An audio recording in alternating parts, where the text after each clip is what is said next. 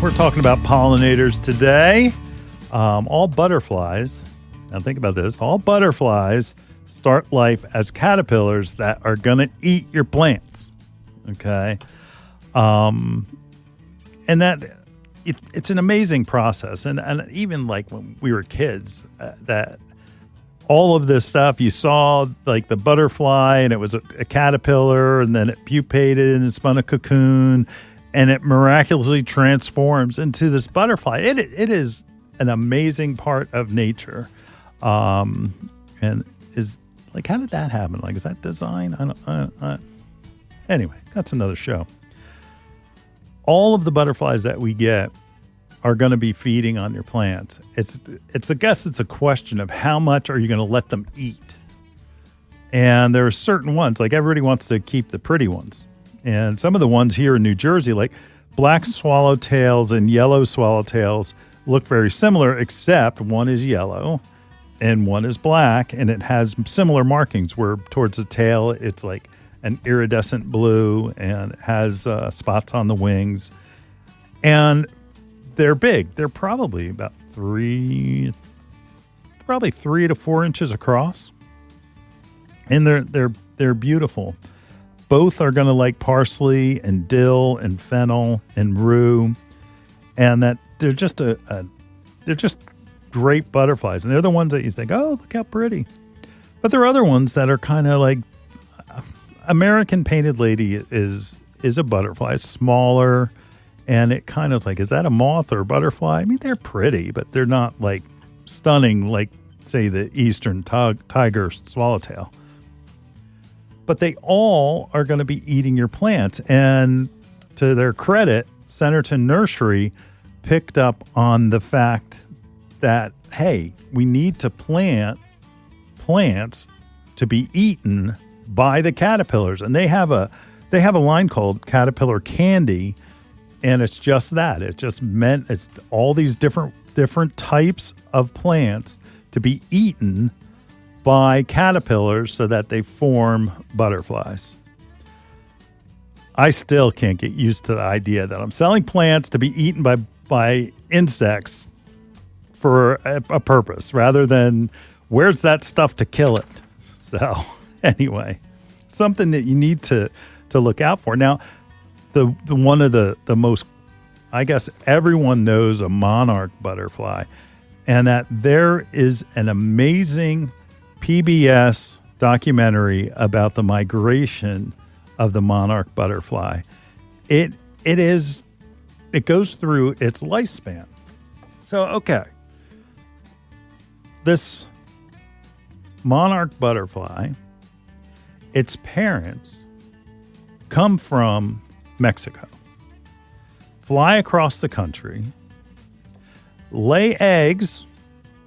And that, again, they're feeding, and they're primarily feeding on milkweed, and milkweed is poisonous, so they're kind of protected. It basically, their color patterns say, hey, don't eat that bug. Don't eat that butterfly, not that one, because it's poisonous, and it can kill or make other, could be mammals for that matter, sick, because it's basically all eating milkweed. Now, okay, all right, parents come over, they go and lay eggs here in the United States. The eggs hatch, and that they're still migrating. The final generation is called a super generation, and you'll notice them, and it'll be in the fall or late summer where it'll be a monarch butterfly, but it'll be bigger. It'll be enormous. It'll be bigger than the other generations. And what happens is that last generation of the monarch, the super generation, is the one that fly back to Mexico in one lifetime. So they're here, and then they fly back across the. I don't know, have you started calling it Gulf of America yet, or Gulf of Mexico? Yeah, it will always be the Gulf of Mexico. Yeah, I trip on it now and then. It's like, where's that? Oh, that's right. Google Earth. That's I think Google Earth changed it already. So yeah. Yeah.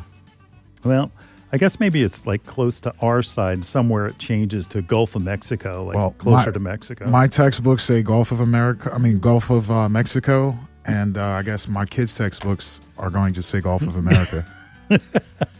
Right. So it flies back, and it has this hormone in it that lets them live 8 times longer than their parents. So that's like us living to 400 years old. I'm not sure I want to do that. But or fly across the Gulf of America and then the Gulf of Mexico and go and start the cycle all over. I always wondered, how do they know? How do they know where to go? It's like the hummingbirds. Intelligent design. Amen. And yeah, that's absolutely. right. It's one of those things where hummingbirds are kind of following a similar path where they're born here. Say they hatch in New Jersey or Pennsylvania or New York, and they know to go back across the Gulf of Mexico when the sunlight starts to get less and less. Who gives them directions? I don't know. So the monarch butterfly has the super monarch that it's bigger and that you don't want to make sure, those are the ones you just really, really want to protect. And that, so they go and that they'll go and back to Mexico, which is just blows my mind.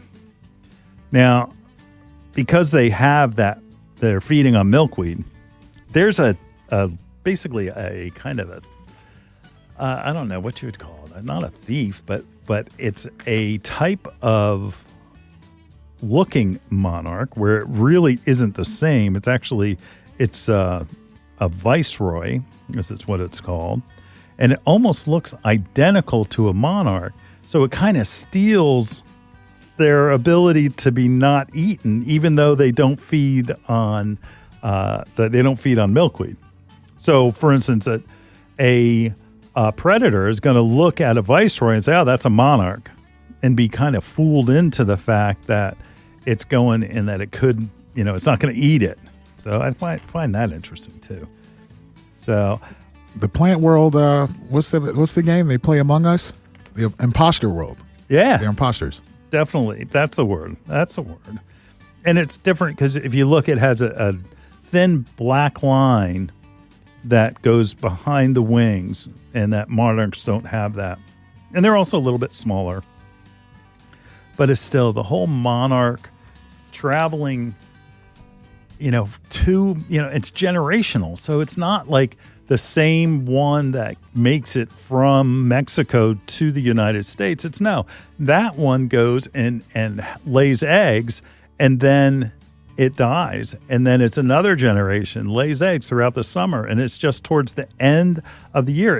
It's the hormone that changes so that they can make that long migration back to Mexico. It's crazy. It's crazy. So in studio, we have actually there are now butterfly feeders that you can put. You can put nectar in, and that the butterflies not only need the nectar, but they also need water. If you have a bird bath or a slow moving fountain or pond, that you may notice that butterflies will sit on the rocks, and that's the way that they can drink and get some water. It's really, really important, not just for the birds, but it's also important for the butterflies. So have a water source, something that's shallow, and that when you see the butterflies on it, they're going to make basically a route to where they're going to come to your feeders, to your water source, and that it's kind of fun to watch because they obviously drink differently because of their proboscis. It's out and it's tapping those stones or that bird bath to where it's drinking, and it just another thing, an amazing thing. Like Aaron said, intelligent design.